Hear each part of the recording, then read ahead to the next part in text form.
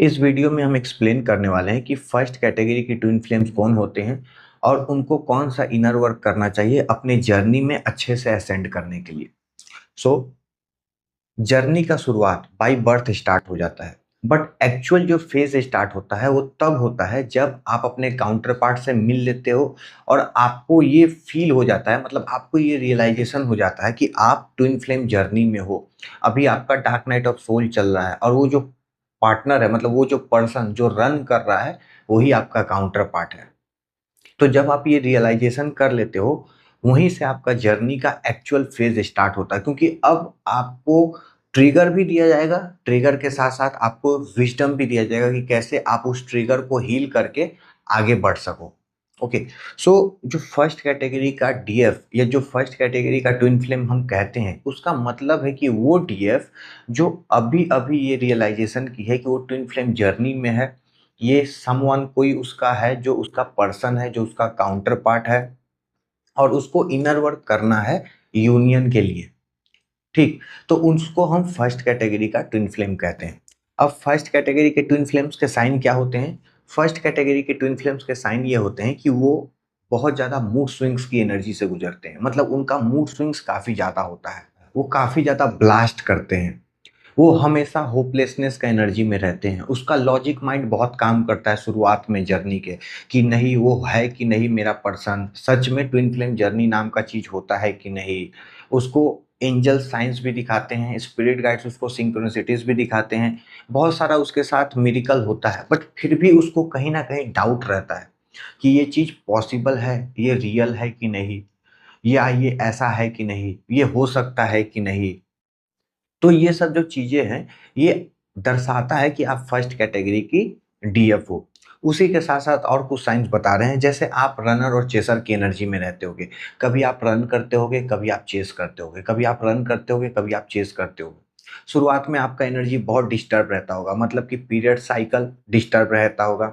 आपको नींद नहीं आता होगा, मतलब कि रात-रात भर आप सो नहीं पाते होंगे। आपको भूख-प्यास ये सब बहुत ज़्यादा इश्यू होता होगा, मतलब कि आपका जो खाने-पीने का जो टाइम है उसमें बहुत ज़्यादा इश्यू होता होगा, टेस्ट बदल जाता है। उसके बाद आपके जो बॉडी का स्किन का कलर चेंज हो जाता है, आपका फेस का कलर डल हो जाता है। तो ये सब कुछ साइन्स है जिससे आप ये समझ सकते हो कि आप फर्स्ट कैटेगरी की टीएफ हो। एक साइन जो, मतलब जो ये श्योर करता है, ये सब हटा भी दो, अगर अगर आप ये सब हटा भी दो तो एक साइन जो ये श्योर करता है कि आप फर्स्ट कैटेगरी की ट्विन फ्लेम हो, वो ये कि आपकी जो एनर्जी है वो बैलेंस नहीं है। आप प्रॉपरली इम्बैलेंस एनर्जी से चलते हो और आपका खुद में जो कंट्रोल है वो बहुत ज़ीरो है। मतलब आप खुद को कंट्रोल नहीं कर पाते हो, खुद के इमोशन को एक डायरेक्शन नहीं दे पाते हो, खुद की एनर्जी को एक डायरेक्शन नहीं दे पाते हो और आप अपने काउंटर पार्ट पे, मतलब अपने पर्सन पे कंट्रोल वाला एक एनर्जी में रहते हो कि भैया किसी भी तरह से मैनिपुलेट करके या किसी भी तरह से बस इसको कंट्रोल करके अपने साथ ले आऊं तो बस हो गया। सो अगर आप इस एनर्जी में हो तो आप फर्स्ट कैटेगरी की ट्विन फ्लेम। ठीक है। अब ये जो भी सिचुएशन मैंने बताया, इस सिचुएशन का रीज़न को समझिएगा। मतलब आपका इम्बैलेंस एनर्जी, या आप जो रनिंग चेसिंग वाली एनर्जी में हो, या जो भी प्रॉब्लम आप फेस कर रहे हो, मतलब ब्लास्ट करना, मूड स्विंग्स, ये जो भी चीज़ है, इसका पीछे का रीज़न ये है कि आप जब अपने काउंटर पार्ट से मिले, तो आपके अंदर एक स्पिरिचुअल क्लींसिंग स्टार्ट हो गया।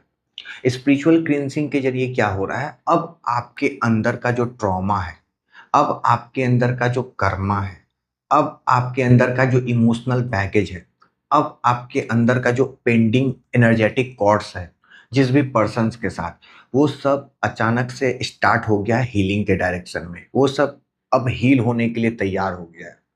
बट प्रॉब्लम क्या हो रहा है? प्रॉब्लम ये हो रहा है कि शुरुआत में आपका जो एनर्जी फील्ड है या आपका जो प्रेज़ेंट कॉन्शियसनेस है, वो अभी इस चीज़ को डाइजेस्ट नहीं कर पा रहा है। वो अभी इस चीज़ को अलाउ नहीं कर पा रहा है। जब आप डार्क नाइट ऑफ सोल के फेज़ से गुज़रते हो, मतलब जो फर्स्ट कैटेगरी की डीएफ है, जब वो डार्क नाइट ऑफ सोल के फेज़ से गुज़रते हो, तो आपका सबसे बड़ा जो इश्यू क्रिएट होता है, जो ब्लॉकेज होता है, वो ये होता है कि कॉन्शियसनेस आपका जो है, वो अभी इस चीज़ को 100% एक्सेप्ट नहीं कर रहा है। समटाइम्स वो एक्सेप्ट करता है, समटाइम्स वो एक्सेप्ट नहीं करता है, रिजेक्ट करता है। समटाइम्स वो बोलता है कि हाँ ये मेरा काउंटर पार्ट है, फिर अचानक से उसका अंदर ये आता है कि नहीं ये मेरा काउंटर पार्ट नहीं हो सकता, क्योंकि ये मुझको इतना पेन दे रहा है, ये मुझको इतना तकलीफ दे रहा है, ये मेरे साथ ऐसा बिहेव कर रहा है, तो ये मेरा काउंटर पार्ट नहीं हो सकता। जो मेरा सोल का पार्ट है वो मेरे साथ ऐसा कैसे कर सकता है। सो यहाँ पे आपका जो कॉन्शियसनेस है वो सबसे बड़ा ब्लॉकेज क्रिएट करता है, क्योंकि वो अभी आपको डायरेक्शन नहीं दे पा रहा है।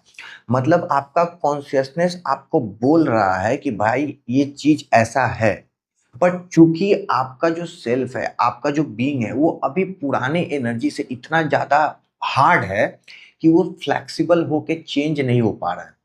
जब तक वो फ्लेक्सिबिलिटी नहीं आएगा वो चेंज नहीं आ पाएगा। सो आपका जो डार्क नाइट ऑफ सोल है वो इस बात पे डिपेंड करता है कि आप कितना ज्यादा हार्ड हो। जितना ज्यादा आपका बीइंग, आपका चेतना में जितना ज्यादा वो हार्डनेस वाला ब्लॉकेज है, उतना ज्यादा टाइम तक आप डार्क नाइट ऑफ सोल के फेज से गुजरते हो, उतना ज्यादा टाइम तक आप पेन और सफरिंग के फेज से गुजरते हो, ताकि आपके अंदर अब एक चीज आ जाए कि चाहे जो हो जाए अब हम यहाँ से निकलेंगे ही निकलेंगे। बट शुरुआत में क्या था, जब पेन थोड़ा थोड़ा था तो आपके अंदर ऐसा होता था, जब अच्छा एनर्जी फील हुआ तो हम चाहते हैं कि ये चीज हो, जब बुरा एनर्जी फील हुआ तो आप चाहने लगते हो कि नहीं ये चीज दूर हो जाए मेरे से, चला जाए, हम अकेले ठीक है, हम ऐसे ही ठीक है, मेरा पुराना लाइफ ठीक है। सो ये जो कॉन्फ्लिक्ट है, ये आपकी एनर्जी को एक डायरेक्शन नहीं दे पाता, जिस कारण से आप बहुत ज्यादा पेन और सफरिंग से गुजरते हो। तो जो फर्स्ट कैटेगरी की डीएफ है वो पहला उसका प्रॉब्लम क्या है, पहला प्रॉब्लम है कॉन्शियसनेस ब्लॉकेज। उसका बीइंग अभी बहुत ज्यादा स्टिफ है, उसका बीइंग अभी बहुत ज्यादा हार्ड है, जो कि चेंज को एक्सेप्ट नहीं कर रहा है। ये उसका फर्स्ट ब्लॉकेज है। अब सेकंड ब्लॉकेज समझिए। सेकंड ब्लॉकेज है एनर्जी फील्ड। जब शुरुआत आपका जर्नी का होता है तब आपके चक्रास उतना ओपन नहीं होते हैं, साथ ही साथ आपके जो सेल्फ है वो भी उतना ओपन नहीं होता है।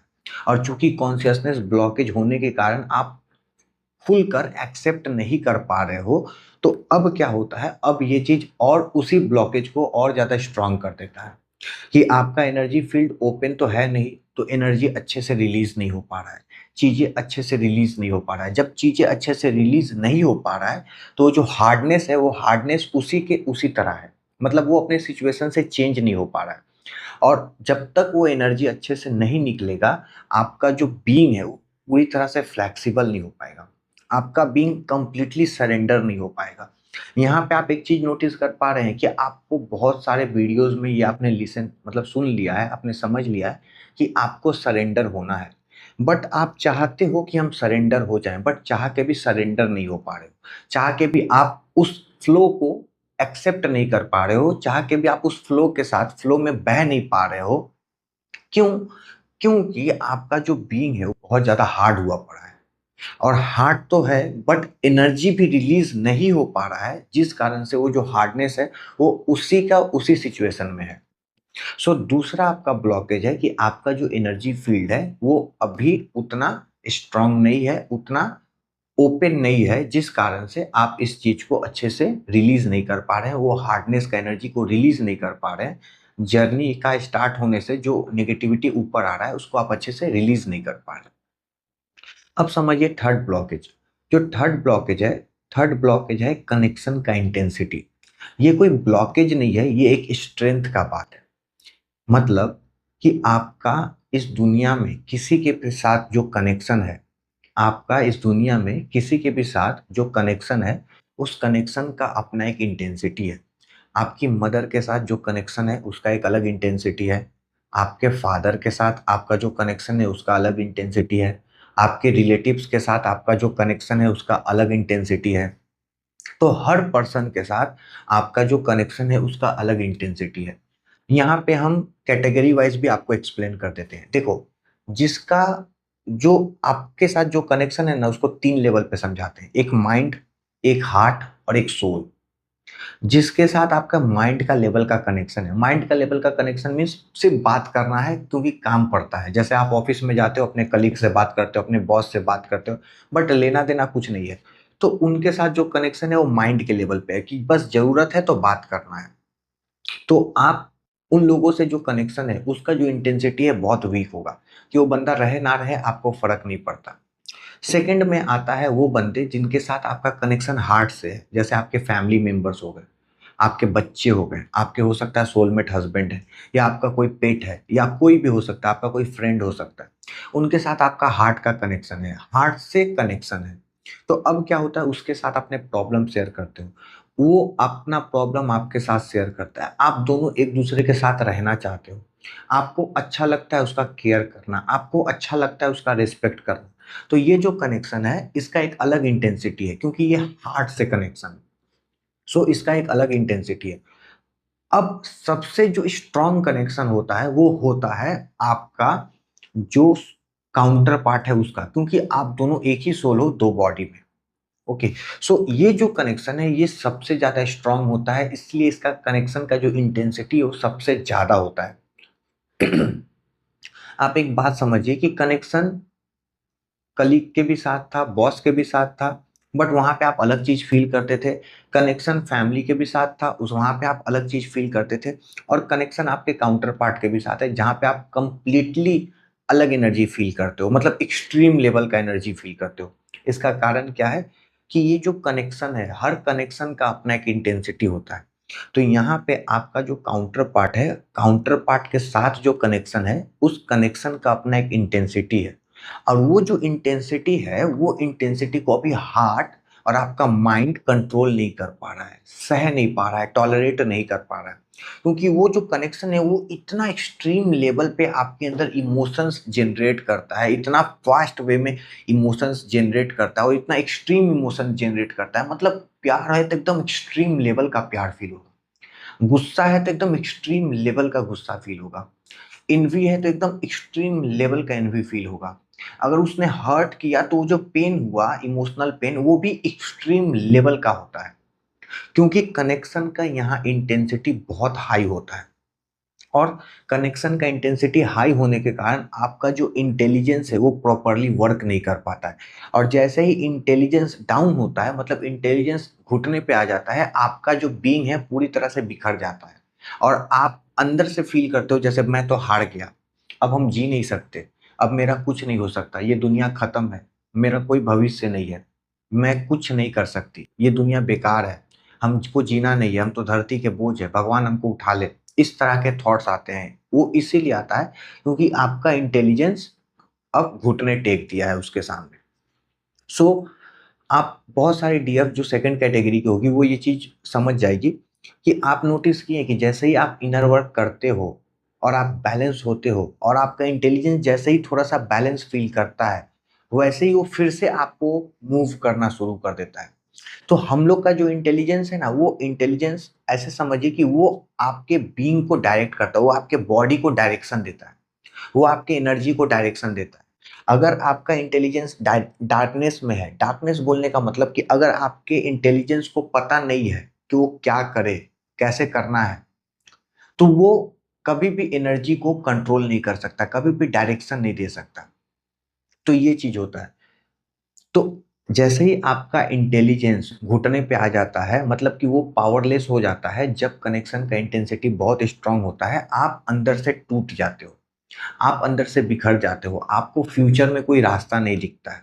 और ये वो थर्ड ब्लॉकेज है जिसका मैं बात कर रहा हूँ। अभी हम आगे एक्सप्लेन करेंगे कैसे आपको इनर वर्क करना है, बट इनर वर्क से पहले हम आपको आपके स्टेज का प्रॉब्लम बता रहे हैं, समझिए। और अब आते हैं फोर्थ ब्लॉकेज में। फोर्थ ब्लॉकेज है लैक ऑफ विजडम। मतलब कि कोई डीएफ जिसको विजडम है उसके पास एक डायरेक्शन होगा, कोई डीएफ जिसके पास विजडम नहीं है उसके पास डायरेक्शन नहीं होगा। इसको ऐसे समझिए जैसे आप एक समुद्र में हो। हाँ, समुद्र में आपको एक लाइट दिख रहा है, उस लाइट से आपको डायरेक्शन पता चल रहा है कि हाँ मुझे इस डायरेक्शन में जाना है। ठीक, अब आपका एनर्जी प्रॉपर काम करेगा कि हाँ चलो जल्दी जल्दी करो, क्योंकि हमको डायरेक्शन पता है, हमको इस डायरेक्शन में जाना है। बट मान लो कि आप समुद्र के बीच में हो, आपको कोई लाइट नहीं दिख रहा है, आपको कोई डायरेक्शन नहीं पता है, तब तो सभी सही रास्ता है और सभी गलत रास्ता पे है। मतलब आप किसी भी डायरेक्शन में जा रहे हो वो सही भी रास्ता है, वही गलत भी रास्ता है, क्योंकि क्लैरिटी नहीं है ना कुछ। आपको अंदर से पता है कि हमको क्लैरिटी नहीं है, हमको सच्चाई नहीं पता। तो जब सच्चाई नहीं पता, ब्रेन डार्कनेस में है, इंटेलिजेंस डार्कनेस में है। अब जब तक ब्रेन और इंटेलिजेंस डार्कनेस में है, वो प्रॉपर एनर्जी को डायरेक्शन नहीं दे सकता। तो आपके अंदर से वो एनर्जी ही नहीं आएगा, वो स्ट्रेंथ ही नहीं आएगा कि आप उस सिचुएशन से आगे निकल के देख पाओ। सो ब्रेन को डायरेक्शन चाहिए, ब्रेन को क्लैरिटी चाहिए। इसीलिए आप एक चीज नोटिस करते होंगे कि जर्नी में कंटिन्यूअसली स्पिरिट गाइड्स, एंजल्स, आपके सोलमेट्स या जो भी सोल गाइड्स हैं आपके, वो आपको कंटिन्यूअसली गाइड करता है, कंटिन्यूअसली आपको डायरेक्शन दिखाता है, क्योंकि उनको पता है कि विदाउट डायरेक्शन इसका इंटेलिजेंस डार्कनेस में चला जाएगा। और जब इसका इंटेलिजेंस डार्कनेस में चला जाएगा तो इसका बॉडी एनर्जी नहीं जनरेट कर पाएगा, वो स्ट्रेंथ नहीं जनरेट कर पाएगा जिससे वो आगे का स्टेप्स ले और आगे बढ़े। सो इसीलिए विजडम का होना बहुत इंपॉर्टेंट है। आपको विजडम चाहिए ही चाहिए, और बेकार का विजडम नहीं कि ट्विन फ्लेम को एनर्जी मत दो, ट्विन फ्लेम को ऐसे मत करो, ट्विन फ्लेम को ऐसे मत करो, ट्विन फ्लेम जर्नी में यूनियन नहीं होता, एक समय के बाद सोलमेट से मैरिज करना होता है, फलाना ढिमकाना, बकवास, छोड़ दो ये सब। आपको सिंपल सा ये जानना है, आपको ये डायरेक्शन भी दे दे रहे हैं, आपको सिंपली ये जानना है कि आप जिस फेज में हो, जिस सिचुएशन से आप गुजर रहे हो, जिस ट्रिगर से आप गुजर रहे हो, जिस कार्मिक साइकिल से आप गुजर रहे हो, उसको हील कैसे करना है। बस ये एक स्टेप आपको चाहिए। जब आपको ये एक स्टेप मिल जाता है, आप उस पे अपना पूरा जान लगा दो और उस पे काम करके उसको हील करो। फिर नेक्स्ट स्टेप के बारे में सोचना, जो भी आपको ट्रिगर मिला हुआ होगा या जो भी कार्मिक साइकिल उस समय ऊपर होगा। सो स्टेप्स हम क्लियर बता दिए, फिर से समझा देते हैं कि स्टेप्स वो, जो भी सिचुएशन को आप झेल रहे हो, जो भी सिचुएशन को आप फेस कर रहे हो, बस उसी को पकड़ो और उसी के बारे में खोजो कि भाई कैसे हम इस सिचुएशन को हील कर सकते हैं, कैसे इस सिचुएशन से बाहर निकल सकते हैं, बात खत्म। उसके बाद आगे का जब सिचुएशन आएगा तब आगे का देखना। ज्यादा विजडम के लिए क्रेव मत करना, मतलब एक्सट्रीम में कुछ भी सही नहीं है। या तो आपको विजडम नहीं है तो भी गड़बड़ है, या तो एक्सट्रीम में विजडम के चक्कर में पड़ गए तो एक्शन ही नहीं ले पाओगे और फिर बाद में खुद ही कंफ्यूजन में आ जाओगे, एनालिसिस पैरालिसिस करते हुए। सो एक स्टेप देखो, एक स्टेप को समझो और एक स्टेप में एक्शन लेके आगे बढ़ो। नेक्स्ट स्टेप जब आप वहां पहुंच जाओगे तब लेना, और जब आप वहां पहुंच जाओगे आपको नेक्स्ट स्टेप का गाइडेंस आ जाएगा, नेक्स्ट स्टेप कहाँ जाना है वो रास्ता भी दिख जाएगा। तो मैंने चारों ब्लॉकेजेस को समझा दिया जो कि फर्स्ट कैटेगरी के ट्विन फ्लेम्स को फील होता है। तो अब हम आते हैं इनर वर्क पे। अब समझिए कि जैसा कि मैंने बताया कि पहले तो कॉन्शियसनेस इतना हार्ड रहता है कि वो आपको चेंज करना चाहता है बट आप चेंज हो नहीं पाते हो। तो ये पहला प्रॉब्लम होता है। तो वो जो हार्डनेस है वो इतना स्ट्रांग होता है कि वो रिलीज नहीं हो पाता है, वो एनर्जी क्लियर नहीं हो पाता है, जिस कारण से आप सरेंडर मोड पे नहीं आ पाते हो। और एनर्जी रिलीज ना होने का पीछे का रीजन क्या है कि एनर्जी फील्ड उतना ओपन नहीं है। सो यहाँ पर आपको अपने आप पे वर्क करना है। क्या आपको अपने एनर्जी फील्ड को ओपन करने के लिए वर्क करना है, ठीक है।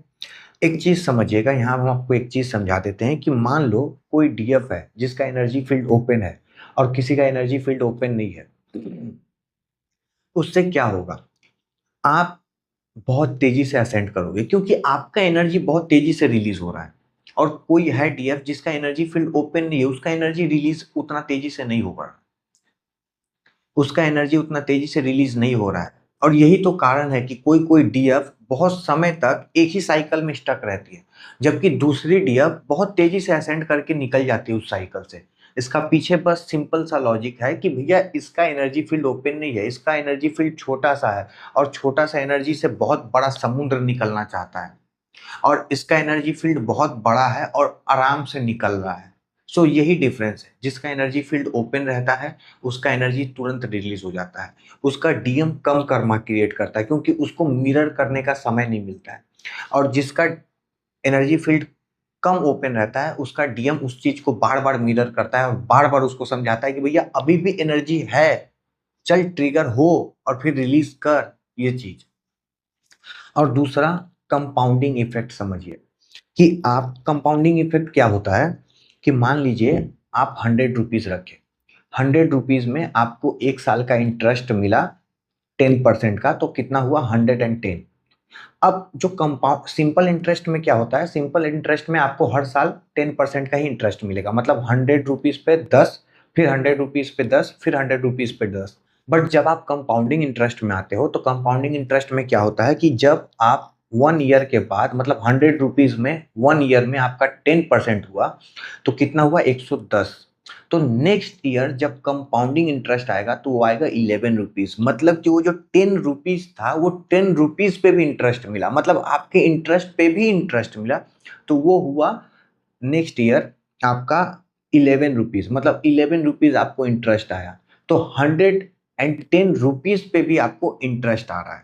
सो इसको कंपाउंडिंग इंटरेस्ट कहते हैं। सो क्या होगा आपके साथ कि जब आप फर्स्ट कैटेगरी में रहोगे जिसका एनर्जी फील्ड ओपन है, जब आप फर्स्ट कैटेगरी में रहोगे तो आपका हीलिंग स्पीड होगा।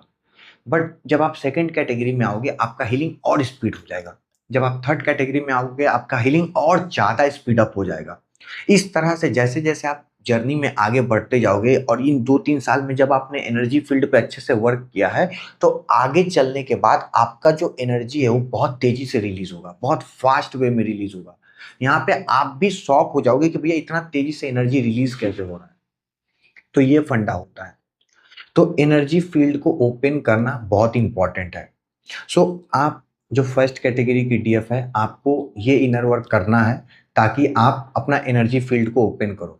और एनर्जी फील्ड में आप एक बात समझिएगा, एनर्जी फील्ड में ही चैनल्स भी आते हैं। Channels means past life unlock channels, कि पास्ट लाइफ आपको दिखे, कार्मिक साइकिल अनलॉक चैनल्स जिससे आपका कार्मिक साइकिल का एनर्जी ऊपर आए, आपके इमोशनल बैगेज का चैनल्स अनलॉक जिससे इमोशनल बैगेज भी ऊपर आए आपका सेल्फ का चैनल अनलॉक जिससे आपका सेल्फ भी पूरी तरह से ओपन हो। साथ ही साथ बहुत सारे चैनल्स हैं, हम किसी अलग टॉपिक पे, मतलब किसी अलग वीडियो में एनर्जी फील्ड को अच्छे से एक्सप्लेन करके समझाएंगे। बट यहाँ पे जो हम कहना चाहते हैं वो यही है कि एनर्जी फील्ड को ओपन करने के लिए आपको इनर वर्क करना है। ओके, उसी के साथ साथ आपको और क्या करना है, आपको इनर वर्क करना है, अपना चक्रा हीलिंग कीजिए, अपना इनर चाइल्ड इश्यूज को हील कीजिए, अपने सबकॉन्शियस बिलीफ को हील कीजिए। इस तरह से हीलिंग करते जाइए ताकि आपका जो नेगेटिविटी है वो कंटिन्यूअसली रिलीज होता जाए। जिससे क्या होगा, धीरे धीरे आपके बीइंग में इतना स्ट्रेंथ आ जाएगा कि आप कनेक्शन का इंटेंसिटी को टॉलरेट कर पाओगे, बियर कर पाओगे, वो भी हार्मोनियस और स्मूथ वे में। ये एक चीज हो गया। इसके साथ साथ आप ट्रिगर हीलिंग भी करते जाइए, कॉर्ड कटिंग भी करते जाइए। तो ये नॉर्मल जो फर्स्ट कैटेगरी का इनर वर्क है ये सब कुछ आपको करते रहना होगा और करते रहिएगा। साथ ही साथ अगर आपको फील होता है कि ब्लैक मैजिक का इशू है वो कीजिए, अगर आपको फील होता है कि एंचेस्टर का इशू है वो कीजिए। मतलब मैंने कहा ना कि आपको देखना होगा कि भैया आप अभी किस सिचुएशन से गुजर रहे हो, जो सिचुएशन से गुजर रहे हो उस पे अपना पूरा एनर्जी डाल दो, या तो जान लगा दो या तो जाने दो, सीधी बात। पूरा एनर्जी डाल दीजिए और उस चीज को हील कीजिए और आगे बढ़िए।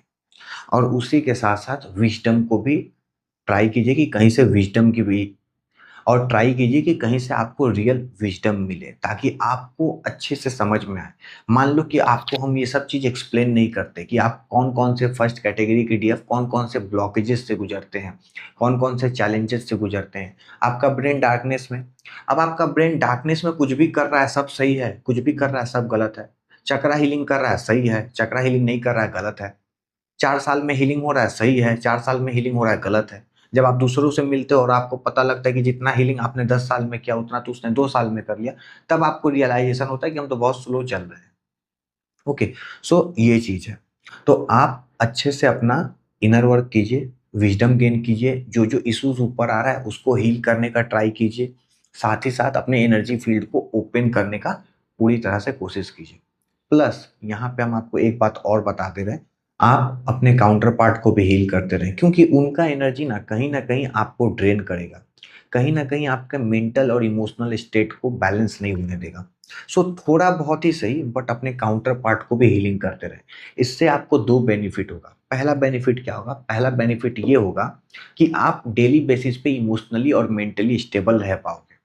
और दूसरा सबसे बड़ा बेनिफिट ये होगा कि एक बात याद रखो कि जब आप थर्ड कैटेगरी में आओगे आपका इनर यूनियन होगा, आप मैस्कुलिन की ही एनर्जी को लेने वाले हो। सो जो टीएफ फर्स्ट कैटेगरी से अपना डीएम का हीलिंग करते आई है थोड़ा बहुत ही, तो जब वो थर्ड कैटेगरी में आएगी और अपने मैस्कुलिन की एनर्जी में आएगी, उसके पास ज़्यादा काम नहीं होगा करने को। और जब ज़्यादा नेगेटिविटी नहीं होगा तो उससे ज़्यादा कर्मा नहीं होगा, जिससे और ज़्यादा नेगेटिविटी नहीं होगा। सो आने वाला फ्यूचर में इसका आपको बहुत बेनिफिट मिलने वाला है। सो इसीलिए आप अपने काउंटर पार्ट का भी थोड़ा-थोड़ा इनर वर्क करते जाएँ और उनको भी ग्रो होने में, उनको भी डेली बेसिस में स्टेबल होने में मदद करें। ठीक है? तो ये था फर्स्ट कैटेगरी की डीएफ कौन होती है और उसको क्या इनर वर्क करना है, उसके क्या-क्या ब्लॉकेजेस हैं, मैंने अच्छे से एक्सप्लेन करके समझा दिया। आने वाला अभी जो ये वीडियो है, ये पूरा एक सीरीज़ बनने वाला है जिसमें हम first category, second category, third category, fourth category सबको एक्सप्लेन करेंगे। सो अगर आप न्यू हो तो चैनल को सब्सक्राइब करके बेल आइकन को प्रेस कर देना ताकि आपको न्यू वीडियोज़ के अपडेट्स आते रहें। वीडियो के कमेंट सेक्शन में ज़रूर बताइएगा कि आपको ये चीज़ें समझ में आया जो मैंने बताया। और अगर आपका कोई क्वेश्चन हो, कोई कमेंट हो तो उससे भी आप कमेंट करके पूछ सकते हैं। इस वीडियो में मैंने जो भी इनर वर्क बताया है, उस इनर वर्क का लिंक आपको नीचे वीडियो के डिस्क्रिप्शन बॉक्स में मिल जाएगा। आप उसको भी चेक कर सकते हैं। नहीं तो आपको अपना जो भी आता है आप उसी के ज़रिए करें। उसी के साथ-साथ एक बात और, हम हर वीक में Thursday to Sunday free inner work के सेशंस कराते हैं। तो अगर आप जॉइन करना चाहें तो आप जॉइन कर सकते हैं। सेशन का लिंक आपको मेरे टेलीग्राम चैनल पे मिलेगा और टेलीग्राम चैनल का लिंक आपको इस वीडियो के डिस्क्रिप्शन बॉक्स में मिल जाएगा। ठीक, आज के लिए बस इतना ही। मिलेंगे आपसे फिर से नेक्स्ट वीडियो में। Love you all, take care, bye.